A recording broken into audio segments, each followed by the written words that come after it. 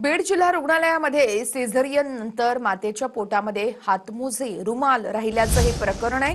त्रास सुरू झाल्यानंतर संध्या गायकवाड या महिलेला खासगी रुग्णालयात नेण्यात आलं। जिल्हा रुग्णालयातील डॉक्टरांकडून मात्र खासगी रुग्णालयाला पेशंट पुरवून सिंडिकेट चालवले जात आहे। सामाजिक कार्यकर्ते बाबूराव पोटभरे यांनी हा गंभीर असा आरोप केलेला आहे। माझी मुलगी आयसीयू मध्ये, दोषी डॉक्टरांवर कारवाई करा अशी मागणी कुटुंबियांकडून केली जाते।